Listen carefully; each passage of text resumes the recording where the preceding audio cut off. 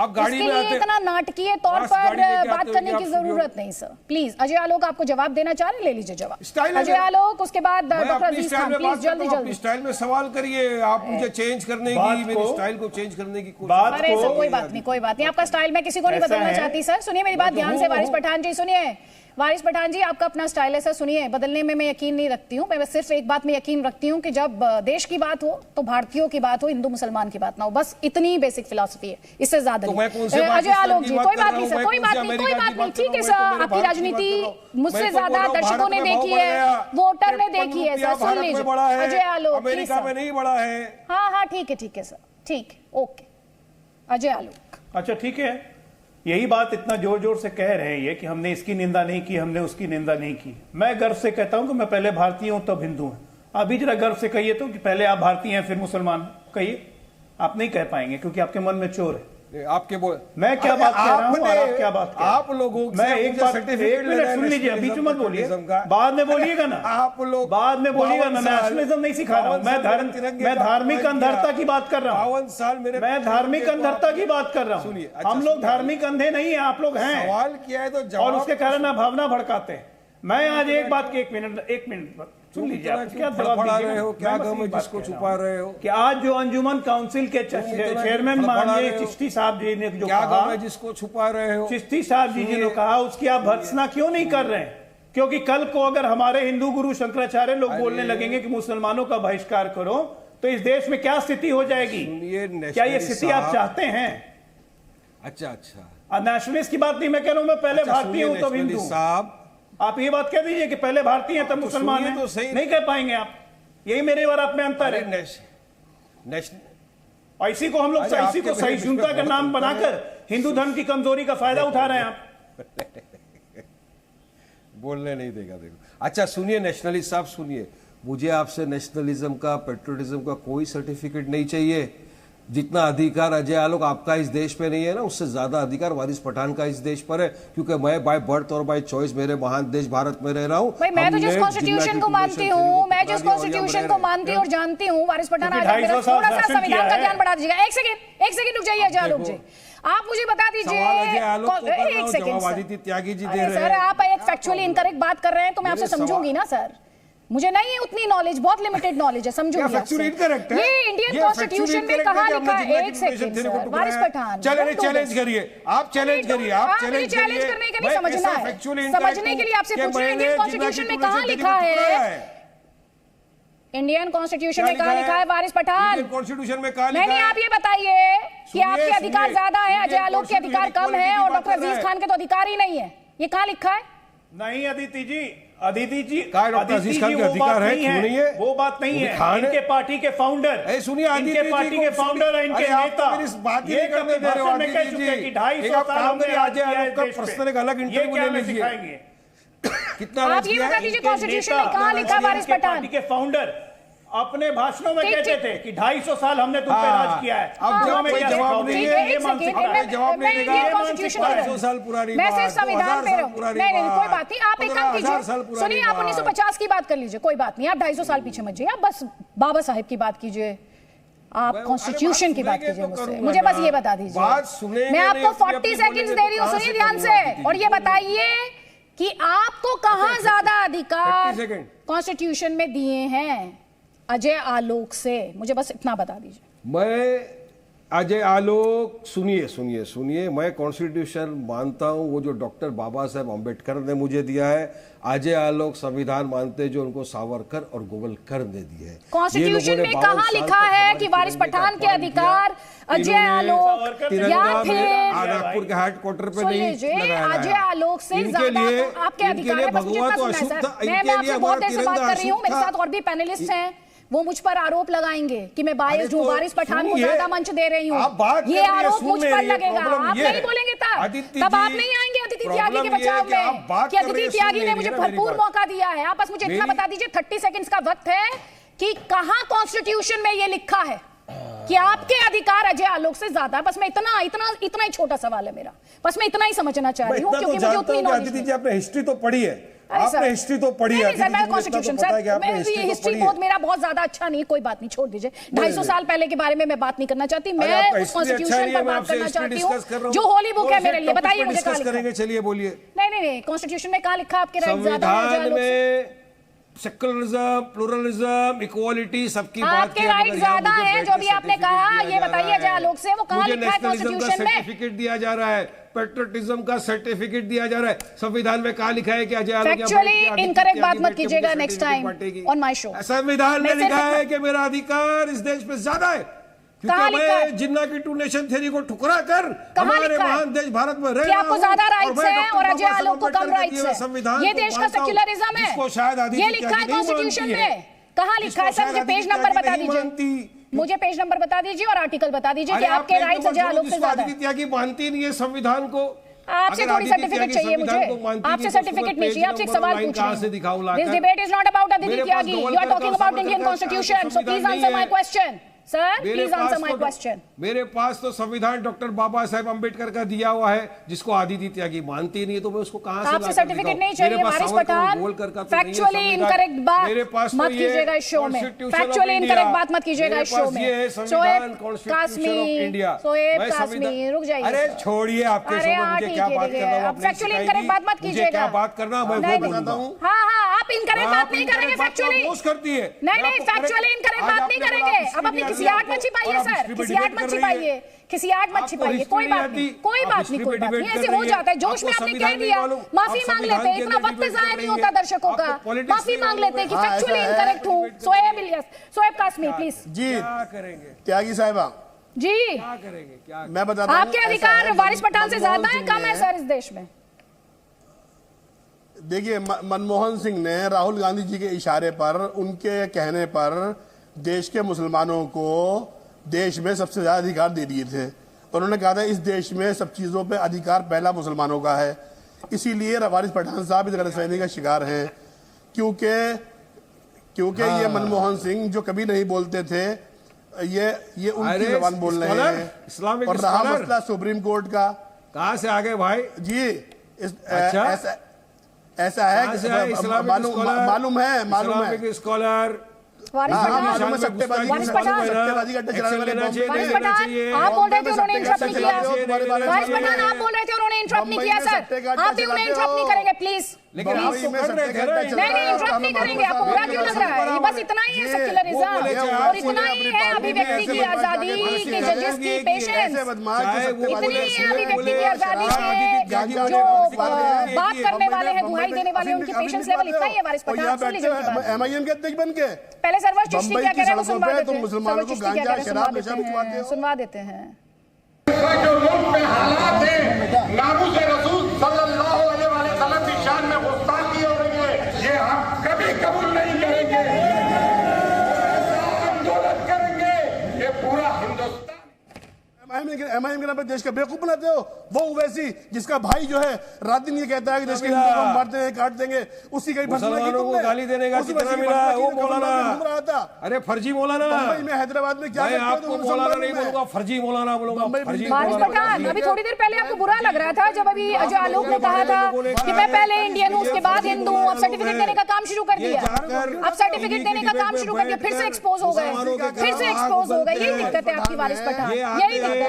थोड़ी देर में आप खुद ही को कॉन्ट्रडिक्ट करना शुरू कर देते। डॉक्टर अजीज खान, जुआ सट्टा शराब जुआ सट्टा शराब बेचने वाले यहाँ टीवी पे बैठ के बदमाशी दिखाते हैं। नहीं निजी जबान है इनकी बदमाशी वाली। नहीं प्लीज 5,000 मिला, 5,000 मिला मुसलमानों को गाली देने का। कितना मिला? हमें सब 5,000 मिला के 3,000 मिला मुसलमानों को गाली देने का। 5,000 मिला, 3,000 मिला मुसलमानों को गाली देने का। फर्जी मौलाना बोलो, फर्जी मौलाना। बम्बई में जुआ शराब तस्करी काम करने वाला वारिस पठान टीवी में बैठ के कहता है कि एमआईएम का मैं प्रवक्ता हूँ।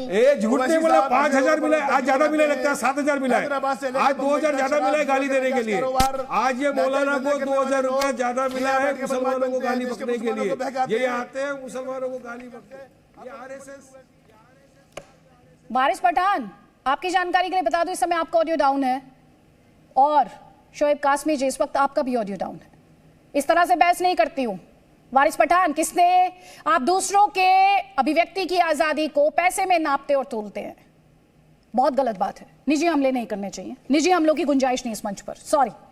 जल्दी से एक कमेंट डॉक्टर अजीज खान, उसके बाद विशाल मिश्रा।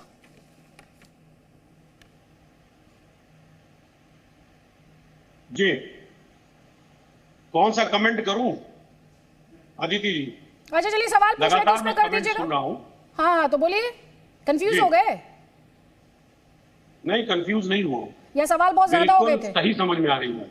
जी जी जी जी। नहीं, सवाल नहीं ज्यादा हो गए, बल्कि बहस में आप लोग उलझ बहुत ज्यादा गए। मैं सिर्फ ये कहना चाहूंगा कि जो हिंदू मुसलमान की बात लगातार मैं देख रहा हूं हो रही है, इसमें कौमी इत्तेहाद की बात तो हुई नहीं। जो भी जिनसे भी आपने बात किया, उन्होंने सिर्फ इस मुल्क को उलझाने की बात की, किसी ने सुलझाने की बात नहीं की। सुलझाने की बात सिर्फ समाजवादी पार्टी करती है और समाजवादी पार्टी की जो विचारधारा है, मैं चाहता हूं कि वही इस देश उस बात को समझे। हमेशा समाजवादी पार्टी ने इस विचारधारा को फॉलो किया है कि आओ एक पेड़ ऐसा लगाया जाए, सबके आंगन में जिस पेड़ की साया जाए, हर हिंदू हर मुसलमान जो जिसमें हो दोनों शरीक, एक रथ ऐसा अदिति जी चलाया जाए, एक रथ ऐसा चलाया जाए जहां पे सारे लोग मुत्तहिद होकर के एक प्लेटफॉर्म पे आए।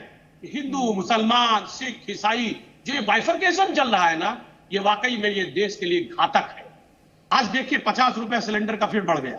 नहीं सर, सिलेंडर पर बाद में जाएंगे। एक सेकंड सर। बढ़ रहे हैं। नहीं सर, वो ये बातें जो आपने की ना सर, जो अभी आपने बातें की सर, अभी आप सर वो चिश्ती पर बात कर रहे थे ना सर, आपने बहुत अच्छी बातें की हैं, बहुत अच्छी। सर ये आप शफीकुर रहमान बर्क को नहीं समझा पाए सर? आप ही की पार्टी से सांसद है ना सर? देखिए, हम किसको समझा पाए किसको नहीं समझा पाए, हम तो जी न्यूज पे इतने दिनों से डिबेट में आ रहे हैं, जी न्यूज को नहीं समझा पाए, हम नहीं समझा पाए। सर आप पहले अपनी पार्टी के सांसद को तो समझाइए। आप जी न्यूज को मत समझाइए सर, आप जनता को समझाइए सर। जी न्यूज को ना समझाइए, जनता को समझाइए। जनता को भी नहीं समझा पाए थे। आप कितने महीने हुए सर यूपी इलेक्शंस को? आदिति जी नहीं सर, आप जनता को भी नहीं समझा पाए थे। मुझे आपको याद दिलाना पड़ेगा यूपी में। अरे सुनिए ना, देश, अरे सुनिए, हाँ सुन रही हूँ सर, सुन रही हूँ, समझाइए। देश की इतनी बड़ी एंकर जिसका एक बड़ा फैन फॉलोइंग है, अदिति जी, हम इनको नहीं समझा पाए। नहीं सर, आप तो देश की जनता को नहीं समझा पाए। अदिति त्यागी तो बहुत एक छोटी सी, सर सुनिए, अदिति त्यागी इस देश की सिर्फ एक सिटीजन भर है सर, एक वोट है अदिति त्यागी का। यूपी की जनता का वोट कितने महीने हुए हैं डॉक्टर अजीज खान? आप शफीकुर रहमान बग को नहीं समझा पाए, आप उत्तर प्रदेश की जनता को भी नहीं समझा पाए। अभी तो 100 डेज कंप्लीट किए यूपी गवर्नमेंट ने सर, उस पर आप क्या कहेंगे? देखिए ऐसा है, मैं वही कहूँ, देखिए बहुत गलतफहमी और बहुत मुगालते में आने की जरूरत नहीं है। अहंकार बहुत दिनों तक चलता नहीं। ये आप जनता से कह रहे हैं? कि बहुत जनता से कह रहे हैं, जनता का अहंकार बता रहे हैं, किसका अहंकार बता रहे हैं? जनता का नहीं है, जो लोग अहंकारी हैं, जिनको जनता ने चुना है बड़ी उम्मीद के साथ, जो हालात देश का हो रहा है ना, आज देश में नफरत का माहौल है। अच्छा, शफीकुर रहमान बग की बात कर रहे हैं आप? जनता ने चुना उन्हें, स्थितियां पैदा हुई है, मैं बताऊं। शफीकुर रहमान बग के अहंकार की बात कर रहे हैं सर आप? अरे सुनिए ना, अरे मेरी अदिति जी, आप मुझे बोलने नहीं दे रही है। अरे सर मैं बहुत देर से सुन रही हूं। आपने 40 मिनट बाद मौका दिया, आप मुझे कहने नहीं दे रही। नहीं सर, आप भी तो पिछले 3 मिनट से बोल रहे हैं सर, आप भी 3 मिनट से बोल रहे हैं पिछले। हमने कुछ बोला ही नहीं सर, आपने तो समझाने की बात की, आप समझा नहीं पा रहे हैं सर किसी को। आप ना यूपी की जनता को समझा पाए, नहीं समझा, आप ना शफीकुर रहमान बग को समझा पा रहे हैं सर। मैं तो यही कह रही हूँ कि समझाना तो पड़ेगा सर। अगर इतनी अच्छी बातें आप डिबेट में कर रहे हैं तो आपकी पार्टी को समझाना पड़ेगा शफीकुर रहमान बग को। एक्शन ले लीजिए फिर समझाने के लिए। अरे सुनिए, देखिए मैं एक बात बता दूं, इस मुल्क की जो जनता है वो समझदार है और समझ रही है। 2024 में सब कुछ समझ में आ गया है क्या होने जा रहा है, कितना बड़ा बदलाव, या कोई पता है। मेरी बात सुनिए आप, आज जो मुल्क के हालात हैं, जिस तरीके से परिस्थितियां बिगड़ गई हैं, आज माननीय मोदी जी उनको सामने आकर के बयान देना चाहिए। आज क्या स्थितियां पैदा हुई, सुप्रीम कोर्ट ने किस तरीके से कमेंट किया, मुझे लग रहा है शर्म से पानी होना चाहिए। यूपी की जनता आज सुप्रीम कोर्ट कमेंट कर रहा है। यूपी की जनता बहकावे में आ गई थी और अब आपको भरोसा है कि देश की जनता बहकावे में नहीं आएगी। अरे सुनिए ना, जो निलंबित है, सुन रही हूँ सर, आप सुना रहे हैं कब से।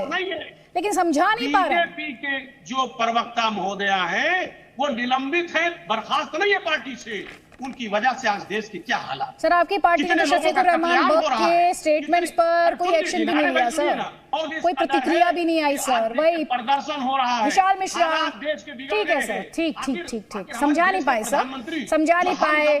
यूपी की जनता को बहकावे में आने की बात करके यूपी की जनता के, अब देश की जनता पर 2024 की बात। विशाल मिश्रा, इस देश में देखिए अदिति जी, ये दो नैरेटिव्स की लड़ाई कौन करवा रहा है और क्यों हो रही है, उससे भी बड़ा सवाल।